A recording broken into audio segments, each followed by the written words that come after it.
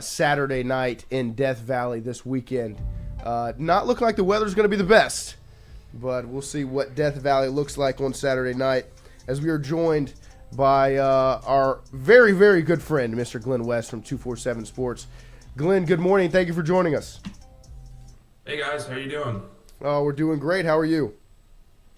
Oh, I can't complain. Just watched my Pelicans, blow a third quarter lead last night in the opener, and I guess we're on pace for the same kind of results as last year, unfortunately. Yeah, that was very unfortunate to sit and watch. The same problems continue to arise in that Pelicans game. But looking at LSU football, speaking of problems, there have been some of the same problems continuing to go on.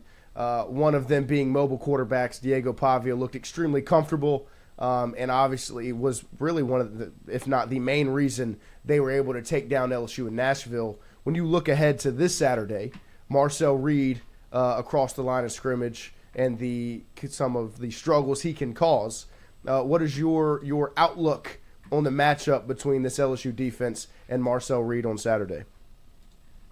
Well, I'm hoping that they can get a couple of these guys healthy defensively. I mean, it'd be a big help if Bernard Gooden could play, if Jamari Butler could play. It doesn't sound very promising for Whit Weeks right now, so I think he's been listed as doubtful going into the game on Saturday. So we'll see kind of what his status looks like towards the end of the week. But they need everybody in this game. There are as many as healthy guys as they can because, Diego Pavia is a really smart quarterback. He's obviously a really talented quarterback and very quick on his feet. But Marcel Reed's a different kind of athlete. I mean, we were talking with Ahmad Bro on Tuesday, and we asked him kind of who he would compare Marcel Reed's athletic ability to, and he said instantly Lamar Jackson. He's got that kind of quick speed. I'm not saying he's Lamar Jackson, but he's kind of the college version maybe of Lamar Jackson from a speed standpoint at this point. So he's very, very elusive. He's very talented. He's improved as a passer this year too, which has really helped their team. Obviously, they have a couple of explosive receivers in Craver and Conception, so they do a really nice job of getting those guys the ball. And then when plays are breaking down or when nothing's there, Reed is very, very good at making guys miss and on defense, and LSU's going to have to be able to contain him to have any kind of chance of getting off the field on Saturday. He's a really, really difficult cover. And when you talk about this LSU defense getting healthy, one of the things I was talking about earlier this morning, and maybe just kind of my viewpoint going into this game, Lord have mercy, was I felt like last week there was a lot of pressure on Harold Perkins. I felt like maybe he was pressing a bit. It wasn't one of his best performances. And obviously a lot of eyes are on him all the time, but especially when you're missing guys like Whit Weeks, Bernard Gooden, Jamari Butler, those pieces on that defense. What did you see from Perkins' performance last Saturday and maybe your expectations for how he can improve going into this matchup against Texas A&M? Yeah, it was a really disappointing performance from Harold last weekend. I mean, I think when you have so many guys, so many veteran players missing in that front seven, you really need somebody like him to step up, and unfortunately he just didn't do it. I thought, he was getting into the backfield, but he was just taking the wrong angles. His containment was not very good. He didn't, the eye discipline was not always there. The rush lanes were not always there for him. And honestly, the success that Vanderbilt did have through the passing game, 8 of their 14 completions last weekend came to tight ends, and that's something that Harold Perkins is asked to cover is the tight end position when he's able to drop in coverage. So he needs to bounce back for sure in this game. I think he's going to have to be crucial to maybe not even just getting Marcel Reed on the ground, but just making him a little uncomfortable and making him throw balls that maybe he doesn't want to. They have to be much better with their rush lanes. They have to be much better with their containment, and that starts with Harold Perkins because I think he's probably your most effective pass rusher at this point. Pyburn's a guy who can get some pressure off the edge. Gooden, if he's able to play, can get you some pressure on the interior. But really, Harold Perkins has been kind of the guy that has been able to get off, the edge and really create a lot of playmaking opportunities. He just hasn't made all the plays yet this year, and I think that's probably the most the most disappointing angle to last week's game is that he did get into the backfield and he was able to at least force Pavia to kind of move around the pocket a little bit, but they just were never able to bring him down. And I think that challenge is going to be even tougher this weekend with Marcel Reed. And when you look at the LSU offense, they obviously have had the struggles in general, especially on the offensive line, and now they're going into another game without their left tackle against a very, very good Texas A&M pass rush. I think they've already matched their 2024 sack numbers just through 7 games this year. So that's obviously going to present a challenge. What do you expect to see on the offensive line? And are you surprised that that Carius Kern's name is not as prevalent in the tackle position discussion? Yeah, I think Carius would be a great option, but yeah, it just doesn't sound like they're really considering him much. I mean, I think BK said on Monday that it's going to be DJ Chester getting a lot of the reps and Kern will rotate in, kind of a deal. Look, they can't afford to have another performance like last weekend and expect, Nussmeier to stay upright and not turn the ball over in those situations either. It was a miracle that he didn't have any kind of interceptions last weekend with some of the passes he had to throw because of the pressure he was facing. And I think that mixing it up on the offensive line couldn't hurt at this point. I mean, we've seen what this 5-man group can do, and I would lean into some younger guys, whether it's Carius Kern, whether it's some other younger pieces that you have back there. Bo Bordelon, I know, is a veteran guy, but get him in the mix maybe. There's other options. Ori Williams would be a guy that maybe you look at, but obviously they think that this is the 5. I mean, that was a pretty consistent thing that Brian Kelly said on Monday with reporters. Is that they had a better player or they had a better 5-man group out there, they would play them, but they clearly think this is the group that they're going to roll with. And so where do you go from there? You just hope that they can develop a little bit this week and that they have a good game plan, that they are able to hold up just long enough to get Nussmeier the ball, or to get Nussmeier enough time to get the ball out of his hands. And when you look at, really, to me, the vibe around LSU football right now, the energy around the program, whether it's the fan base, the national media, or the LSU, the beat report, the media around here. Yeah, who are you fighting? Who are you boxing? They're going at it on Twitter. Just all of the energy around it. Have you ever seen anything like this? And what do you attribute? Obviously, a lot of it can go with just losing, but we've seen losses before, whether it's with Kelly, with O, with Les. I don't know if I've ever seen an energy or a vibe like this where there's so much discontent and even just kind of anger at other fans, other media members, coaches, it just feels like a real mess, right? Yeah, it is. I would say, I don't think we've reached, kind of the last couple of years of the Orgeron tenure kind of levels yet. I think, look, technically this team is still very much in the playoff picture. Right. I mean, they have 2 losses. I mean, they have to do something pretty special and pretty out of the box to, run the tables here over the next 5 weeks or next 5 games. But, yeah, look, it's not good vibes right now. Brian Kelly even talked about it on Monday, how, a lot of the players and, the coaches were frustrated after that loss at Vanderbilt, and it had to be a quick turnaround to reset mentally and refocus mentally. And it sounds like on Tuesday they felt like they had a pretty good spirited practice. And, if that's kind of the vibes that you're getting right now from the program, you can obviously, tell that the fan base is not happy. And that's certainly transferred to social media and a lot of the things that you're seeing online. But look, I think at the end of the day, what you got to realize here is that,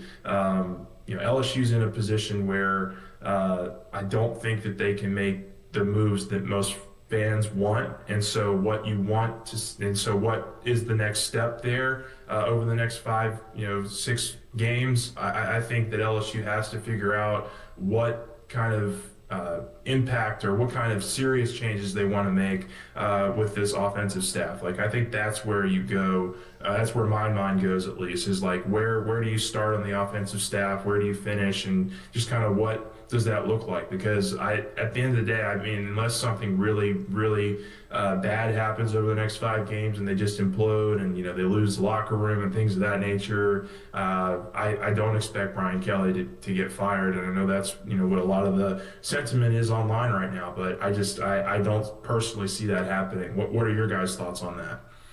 Lloyd? Oh, I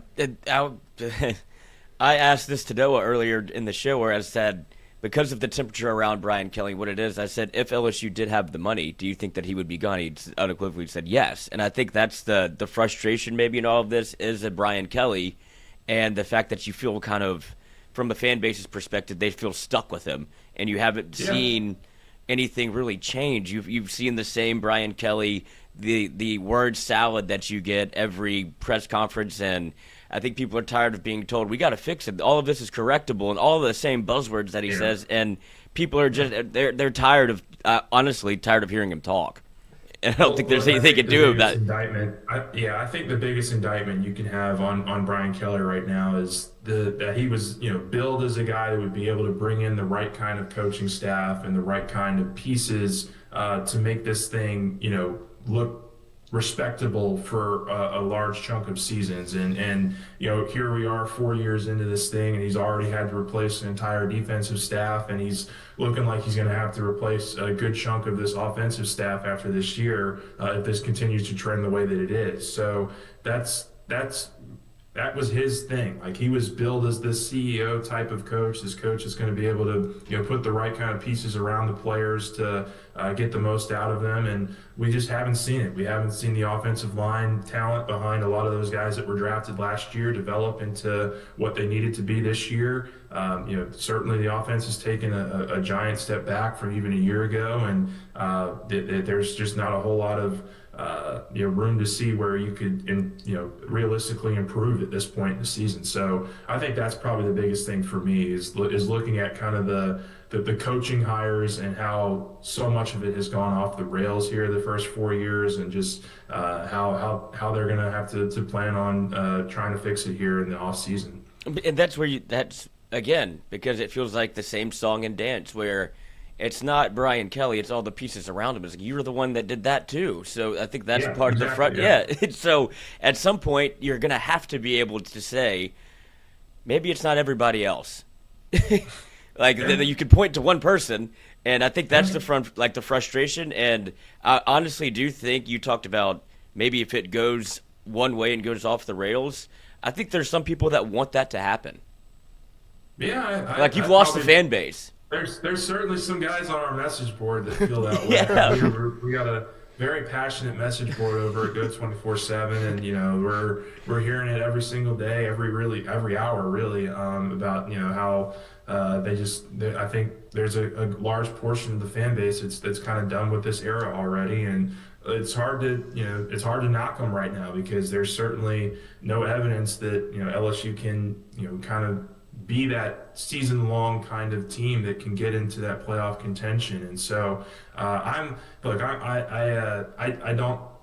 think that this buyout is probably a little too rich for LSU this year. I don't think that that's the move that they make unless, like you mentioned, like we mentioned here, that they just go completely off the rails and they have really no other choice. But I mean, it's the buyout, it's paying out the staff, it's buying the next guy, it's paying the next staff, and then it's giving the next staff a roster to be able to go out and compete. And that's, you're looking at $100 million. $100 million. That's just a lot of turnover here. And I think it's one thing for the coach to lose the fan base. I think it's another thing for them to lose the administration. And honestly, I don't have an answer for that of how much the administration is ready to move on from Brian Kelly. I mean, you can say what you want, but he's very professional. He does all of his obligations and things of that nature. And I don't think he has made the LSU I guess the brass look bad. I mean, and they haven't gotten the results that they've wanted on the field, but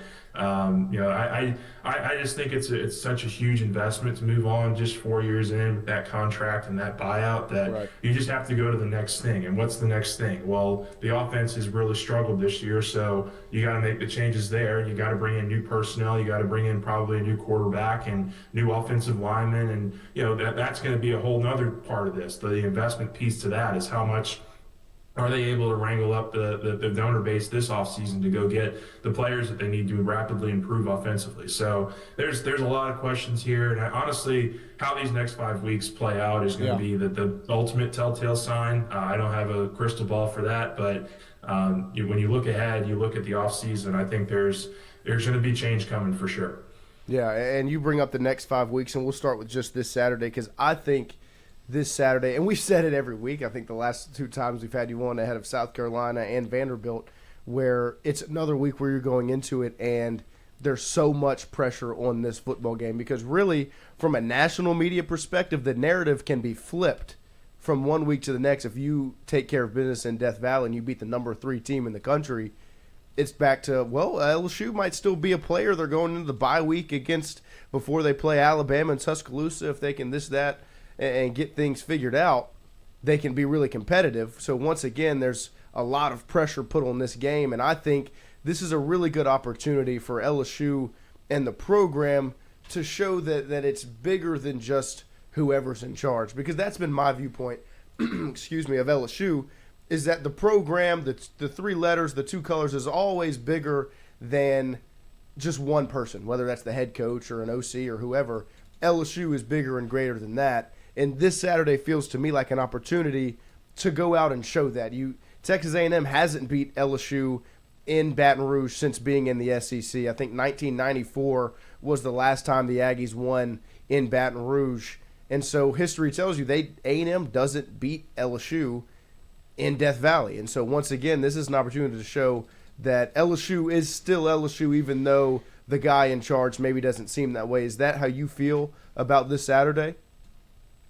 Yeah, look, I think probably this is the big opportunity here to start, kind of winning some people back over if you're LSU and if you're this program. Like my whole thing has been now that I'm kind of really starting to really form an opinion on this season is that they'll have good moments. Like they'll win games, they'll win some big games. They won't win all the big games and certainly not close to all the big games that they need to win to be the kind of team they want to be. But they can win games like this. Like they've been really good at home over the last 4 years. Like they've done a really nice job of securing the home base and not allowing teams to just come in here and push them around all that often. I mean, I think Tennessee in 2022 was really the only blowout they've had at home since Brian Kelly took over. Like they've done a decent job at home these last several years. But when you look at this matchup on paper, there's just not a whole lot to like about LSU's chances here.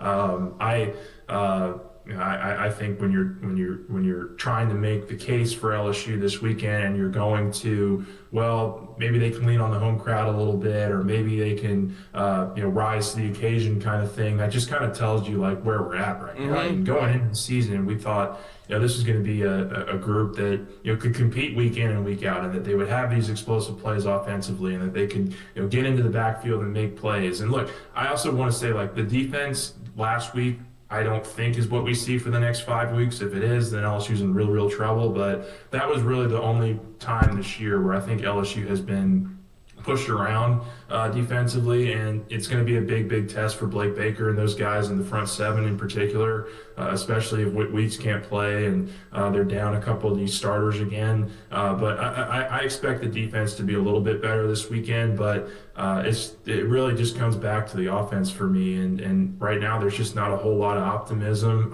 that they can finish drives. That's been kind of the big bugaboo here in recent weeks, is that they've been able to move the ball in between the 30s a little bit, but they just haven't been able to come close to finishing off the amount of drives for touchdowns that they need, and settling for way too many field goals. So that's kind of where I come back to with this offense, and it just doesn't seem to always be. They never seem to be in sync, and that's been kind of the biggest problem for really this season. But it's been a symptom of what the last 3 or 4 years have been too. Is that when the defense plays poorly, the offense is really good. When the offense is really good, or when the offense is really bad, the defense is really good. There's just never been that synergy where you can get both of them on the same page for a prolonged amount of time. And that's honestly the other thing that you can point directly to the head coach and why that's the case.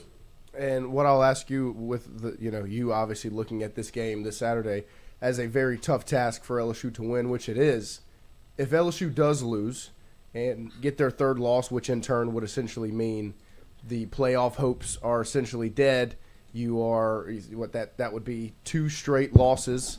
What do you expect to see after that? Would it be an ability to maybe turn the page and get right, or is that kind of the beginning of maybe the implosion that could be on the other side, like you saw last year, where they lose to A&M and then they lose to Alabama and then they lose to Florida, and it just all kind of crumbled in hand? With what you have ahead of you, could that be what kind of happens with the direction of the season after Saturday?